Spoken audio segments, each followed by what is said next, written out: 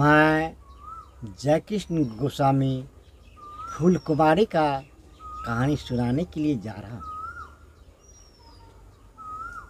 इसी राज्य में एक राजा की बेटी फूल कुमारी था।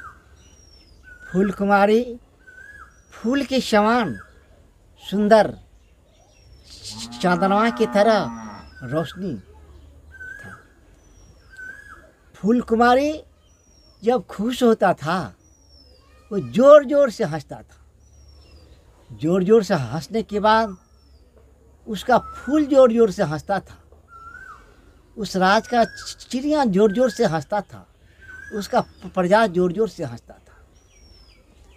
जब फूल कुमारी खुश होता था वो ज़ोर ज़ोर से हंसता था। एक दिन फूल कुमारी बगीचा में बैठा हुआ था और ज़ोर ज़ोर से हंसने लगा। राजा ने बोला, फूल कुमारी क्या बात है जो तूने अभी ज़ोर ज़ोर से हंसने लगा? उस दिन से फूल कुमारी उदास रहने लगा। तो उधर से एक व्यक्ति आया, बोला, राजा साहब आपका सारा प्रजा उदास हो गया है। बोला, हो सकता है सारा प्रजा उदास हो गया है। फिर तो तभी एक आदमी आया, बोला, राजा साहब आपका सारा फूल उदास हो गया है। बोला, क्यों? फिर एक आदमी आया, बोला, राजा साहब आपका सारा चिड़िया उदास हो गया है, क्योंकि फूल कुमारी उदास रहने लगा है, इसीलिए उदास रहने लगा है। अब राजा ने पूरे राज्य में ढोलहा दिला दिया, जो कोई फूल कुमारी को हंसा देगा मैं उसी के साथ फूल कुमारी का विवाह कर दूंगा। अब देश देश के राजा, देश देश के खेल तमाशे वाले आने लगे, लेकिन कोई फूल कुमारी को हंसा नहीं पाया। पहले बंदर वाला आया, बंदर को नचाया, सारे लोग हंस पड़ा, लेकिन फूल कुमारी नहीं हंसा। फिर भालू वाला आया, भालू को नचाया, सारे लोग हंस पड़ा, लेकिन फूल कुमारी नहीं हंस पड़ा। एक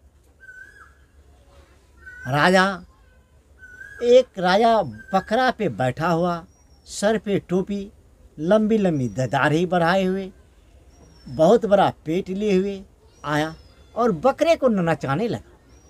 जब बकरे को नचाने लगा तो बकरे का नाच देख करके सारे लोग हंसने लगा। बकरा का नाचते नाचते राजकुमार का टोपी गिर गया। राजकुमार जैसे टोपी उठाया उतने में उसका दाढ़ी गिर गया। दाढ़ी गिरने के बाद सारे लोग हंसने लगा, लेकिन फूल कुमारी नहीं हंसा। जैसे दाढ़ी उठाया कि उसका बड़ा पेट गिर गया। बड़ा पेट गिर जाने के बाद सारे लोग जोर जोर से हंसने लगा, लेकिन फिर भी फूल कुमारी नहीं हंसा।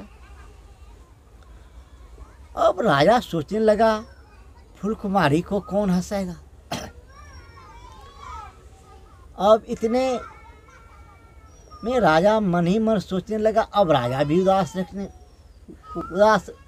उदास रहने लगा। इतने में एक घोड़े वाला आया। वो घोड़े पे सवार था। उसने एक पगड़ी बांध रखा था और उसका दाढ़ी 3.5 फीट का था और एक जूता 60 किलो का था, एक जूता 70 किलो का था। म्याम में तलवार 60 किलो का था।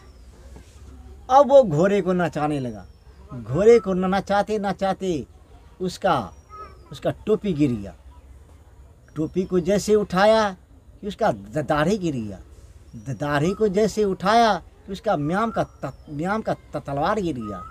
म्याम का तलवार जैसे उठाया इतने में उसका बड़ा पेट गिर गया। जैसे बड़ा पेट उठाया कि घोड़ा ने उसे दुलत्ती मार करके भाग गया। सारे लोग जोर जोर से हंसने लगा। फूल कुमारी भी जोर जोर से हंसने लगा।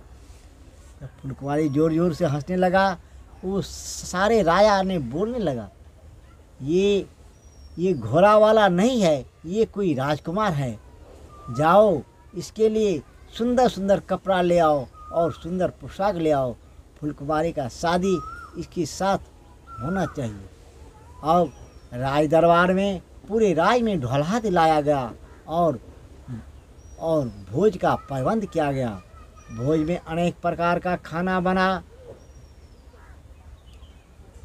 हलवा, पूरी, मक्खन, काजू, किशमिश, बादाम, सब कुछ का मतलब खाने का प्रबंध हुआ। सारे नगर के प्रजा और बीरबल, दवान, वजीर, बादशाह, सिपाही सारे लोग खाए और खाने के बाद फूलकुमारी का शादी उसी घोड़े वाले के साथ हो गया और राजा ने उसे बहुत सारा दान दहेज दे करके विदा किया और फूलकुमारी और घोड़े वाला ऐश का जिंदगी बिताने लगा। फूलकुमारी का कहानी समाप्त हो गया।